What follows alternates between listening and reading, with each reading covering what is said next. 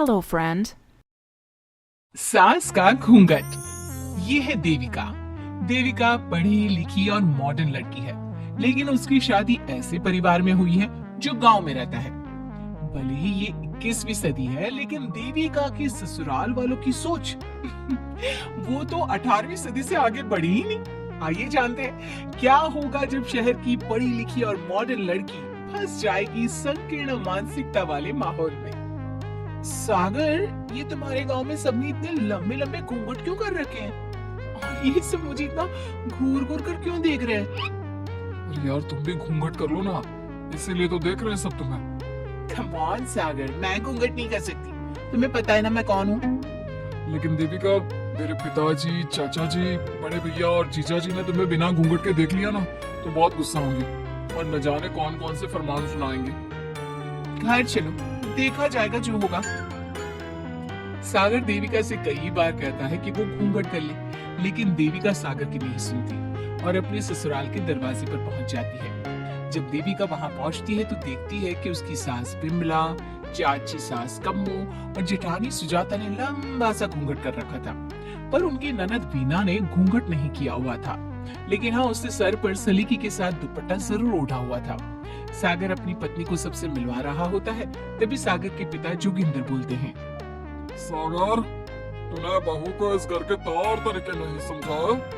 हमारे घर की औरतें बिना घूंघट के किसी पर आए मर्द के सामने नहीं आती और तू इसे ऐसे ही ले आया। पिताजी, मैं समझा दूंगा। वो नई नई शहर से आई है ना, इसलिए उसे पता नहीं है। सागर की बात सुनकर उसके चाचा जी महेंद्र बोलते हैं, ये बात तो तुझे गांव में कदम रखते ही अपनी बीवी को समझानी चाहिए थी। हमारा गांव में बहुत नाम है। तेरी बीवी ऐसे गांव भर में घूमेगी तो क्या इज्जत रह जाएगी हमारी। ये बोलकर जोगिंदर और महेंद्र वहां से चले जाते हैं। शाम को घर की सारी औरतें खाने की तैयारी करती है। खाना तैयार हो जाता है, लेकिन घर की कोई भी औरत खाना नहीं खाती। बहुत रात हो जाती है, तब देविका कहती है, सासू माँ, खाना बने हुए तो देर हो गई, रात भी बहुत हो गई है, हम लोग खाना क्यों नहीं खा रहे? अरे बहू, ये क्या बोल रही हो? हमारे यहाँ घर की औरतें तब तक खाना नहीं खाती जब तक घर के मर्द खाना ना खा ले। लेकिन इतनी देर हो गई, आप सबको भूख नहीं लग रही क्या? तभी देविका की जेठानी सुजाता कहती है, लग तो रही है, लेकिन यहाँ की यही रीत है, ये निभानी तो पड़ेगी ना। भाभी जी, ये रीत नहीं है, औरतों को प्रताड़ित करने का एक तरीका है। अगर इस घर के आदमी पूरी रात नहीं आए तो पूरी रात खाना नहीं खाओगी क्या? देविका ये बोलकर सीधा सागर के पास जाती है। सागर उसे समझाता है, देविका, यहाँ ऐसा ही होता है, तुम थोड़ा सब्र कर लो, पिताजी और चाचा जी आते ही होंगे, फिर हम सब खाना खाएंगे। सागर देविका को समझा ही रहा था, तभी देविका की ननद बीना आकर कहती है, सागर, खाना खाने आ जाओ, पिताजी और चाचा जी आ गए हैं।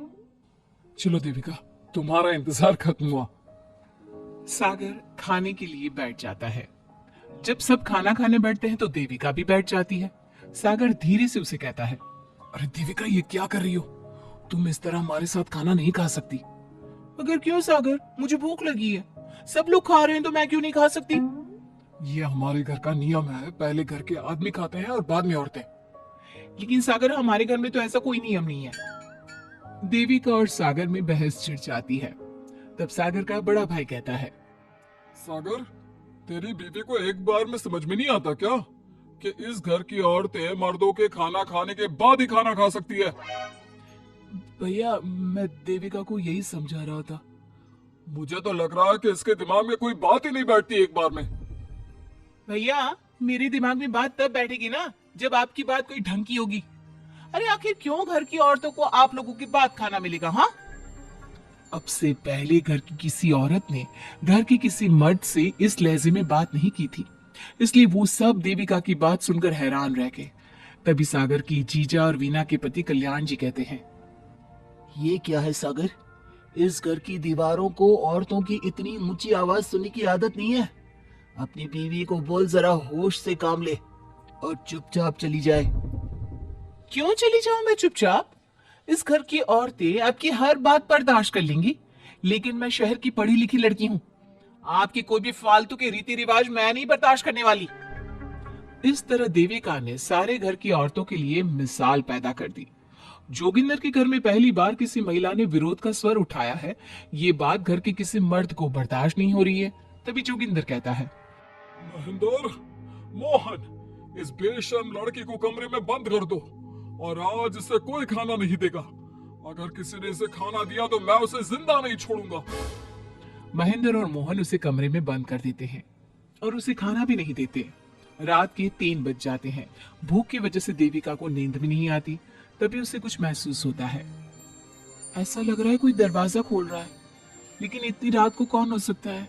कहीं सागर तो नहीं?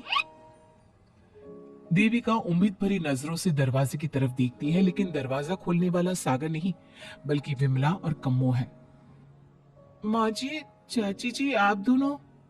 बहू, ये ले, हम तेरे लिए खाना लाए हैं, खा ले। और ये बात ना तो किसी को बताना मत कि हमने तुझे खाना दिया है, नहीं तो हमारे मर्द मार मार कर हमारा बुरा हाल कर देंगे। माँ जी, आप यहाँ इतना घुट घुट कर क्यों रहती हो? देविका, अब तू भी इस घर की बहू है। तू भी हमारी तरह रहना सीख ले। इस घर के कायदे कानून अपना ले। इस घर के मर्द तो कभी बदलने वाले हैं नहीं बहू, तो तू ही बदल ले अपने आप को। माँ जी, बदलाव अच्छे के लिए हो तो हमें बदलना चाहिए। बेकार और बेतुकी की बातों का तो विरोध करना चाहिए। दोनों ने देविका को समझाने की कोशिश की, लेकिन देविका ने उल्टा उन्हें ही समझा दिया। इसी तरह एक दिन देविका किसी बात पर जोर जोर से हंस रही थी। तभी देविका की सास विमला ने उसे टोकते हुए कहा, अरे बहू, तू इतनी जोर जोर से क्यों हंस रही है? हमारे घर की औरत इतनी जोर जोर से नहीं हंसती। विमला अपनी बहू को समझा रही थी कि तभी महेंद्र बोलता है, अरे कम्मो, कौन है ये औरत जो बेशर्मों की तरह जोर जोर से हंस रही है? तभी कम्मो और देविका बाहर आ जाती हैं। जी जी जी, वो मैं हंस रही थी चाचा जी। अब आप लोग हंसने पर भी पाबंदी लगाओगे क्या? तुम जैसी बदतमीज लड़कियों से मैं बात नहीं करना चाहता, लेकिन कान खोलकर सुन लो, इस घर की औरतें इतना जोर जोर से नहीं हंसती। और हाँ, तुम्हें पहले ही बता चुके हैं कि इस घर की दीवारों को औरतों की तेज आवाज सुनने की आदत नहीं है। इस घर की दीवारों को आदमियों की ऊंची आवाज सुनने की आदत है, लेकिन औरतों की नहीं। चाचा जी, आपके घर की दीवारें तो बहुत दोगली है। हर पाबंदी औरतों के लिए क्यों चाचा जी? औरतें ये नहीं कर सकती, औरतें वो नहीं कर सकती। औरतें सांस ले सकती है या उस पर भी पाबंदी है? चुप हो जाना बहू, मत बोल और घूंघट कर ले। ये तेरे चाचा ससुर है, थोड़ा तो लिहाज कर। कम्मो के समझाने पर भी देविका चुप नहीं होती। वो महेंद्र से ऐसे ऐसे सवाल पूछती है जिनका जवाब उसके पास होता ही नहीं। महेंद्र गुस्से से सागर को आवाज देता है। महेंद्र की आवाज सुनकर घर के सभी आदमी बाहर आ जाते हैं। जी जी चाचा जी, आपने बुलाया? अपनी मुंह जोर बीवी को यहाँ से ले जाने तो कुछ अनर्थ हो जाएगा। क्या हुआ चाचा जी? तेरी बीवी जिस तरह से मुझसे बात कर रही है, छोटे बड़े की तमीज नहीं है इसे। कम से कम 7 दिन तक ये कमरे से बाहर नहीं निकलनी चाहिए। अगर इसे मैंने कमरे से बाहर देख लिया तो किसी की खैर नहीं, समझे? पर मैंने कुछ गलत नहीं बोला। सागर, जो सच है मैंने वही कहा है। देविका, चलो मेरे साथ। लेकिन सागर, मेरी बात तो सुनो। सागर देविका को वहां से ले जाता है। इसी तरह से कई दिन बीत गए। अब देविका अपने ससुराल में हर गलत बात का विरोध करने लगी, लेकिन जितना ज्यादा वो विरोध करती, उसके ससुराल वाले उस पर उतना ही ज्यादा अत्याचार करते। अब देखना यह है कि देविका अपने ससुराल वालों के अत्याचार को यूं ही सहती रहेगी। क्या उसके ससुराल में घूंघट में औरतों का दम इसी तरह घुटता रहेगा? अगर आप इन सवालों के जवाब जानना चाहते हैं ना, तो हमें कमेंट करके जरूर बताइएगा। और हमारी स्टोरी को लाइक, शेयर और चैनल को सब्सक्राइब करना ना भूलें। Goodbye.